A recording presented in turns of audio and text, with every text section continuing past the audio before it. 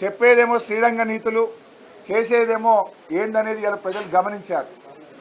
ఎందుకు ప్రభుత్వం భయపడ్డది? ముఖ్యమంత్రి గారు చాలాసేపు మాట్లాడుతూ స్వీపింగ్ రిమార్క్స్ చేశారు. అన్నీ కూడా సత్యదూరమైనటువంటి విషయాలు చెప్పారు. అబద్ధాలను, గోబల్స్ను చెప్పే ప్రయత్నం చేసినారు.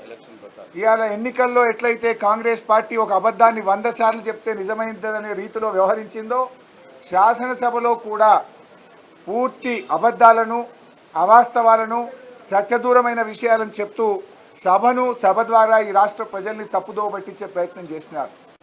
క్లారిఫికేషన్ ఇవ్వడానికి ఎందుకంత భయం? మీరు సభలో ఏదైనా చర్చిస్తాము, ప్రజాస్వామ్యబద్ధంగా ఉంటాము, మేము చాలా డెమోక్రటిక్గా ఉంటామని మాటలు బాగా చెప్పింది కదా. మాటలు కోటలు దాటుతున్నాయి, చేతలు మాత్రం గడప దాటడం లేదు. ఎందుకు ఇలా మొదటి రోజే మీరు ప్రతిపక్షం యొక్క గొంతు నొక్కే ప్రయత్నం చేసినారు? ముఖ్యమంత్రి గారు గంటన్నర సేపు మాట్లాడుతూ ఉంటే మేము మధ్యలో లేచి పాయింట్ ఆఫ్ ఆర్డర్ లేవనెత్తితే కూడా స్పీకర్ గారు మా దిక్కు చూడరు, మాకు మైక్ ఇవ్వరు. అంటే ముఖ్యమంత్రి గారు మాట్లాడినంతసేపు మాకు కనీసం మేము పాయింట్ ఆఫ్ ఆర్డర్ అడిగినా, క్లారిఫికేషన్ అడిగినా మాకు అవకాశం ఇవ్వలేదు. సభానాయకుడు మాట్లాడినాక మీకు అవకాశం ఇస్తామన్నారు.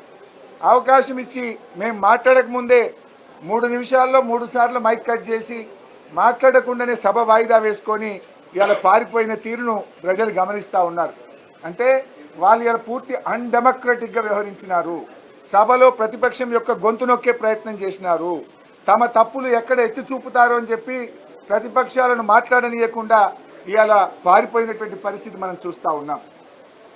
ఇలా కాంగ్రెస్ పార్టీ చరిత్ర, వాళ్ళ నేపథ్యమే కుటుంబ నేపథ్యం. కానీ ఇలా మా మీద ఆరోపణలు చేస్తూ ఉన్నారు. ఇలా నెహ్రూ గారు, రాజీవ్ గాంధీ, ఇందిరాగాంధీ గారు, రాజీవ్ గాంధీ గారు, దురదృష్టవశాత్తు రాజీవ్ గాంధీ గారు చనిపోతే మరి ఈ 100 కోట్ల మంది మన భారతీయులు ఎవరు దొరకనట్టు సోనియా గాంధీ గారిని అధ్యక్షులు చేసుకున్నటువంటి చరిత్ర కాంగ్రెస్ పార్టీది.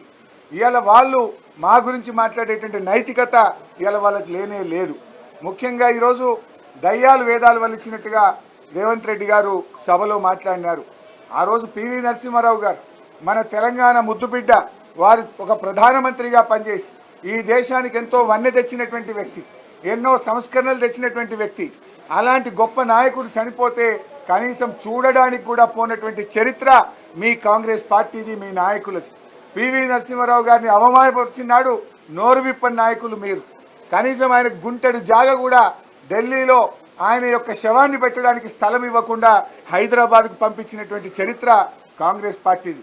కానీ మేము, గౌరవ ముఖ్యమంత్రి గారు ఆ రోజు కేసీఆర్ గారు ఆయనను గౌరవించి పివి ఘాట్ని ఏర్పాటు చేసి ఘనంగా ఆయన యొక్క దహన సంస్కారాలు జరిపినటువంటి చరిత్ర మాది. ఇలా మీరు మా గురించి మాట్లాడడం అంటే అది దయ్యాలు వేదాలు వల్లించడం.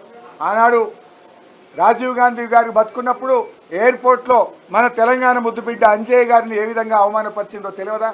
ఆ చరిత్ర మీరు పెట్టుకొని మా గురించి మాట్లాడుతూ ఉన్నారు.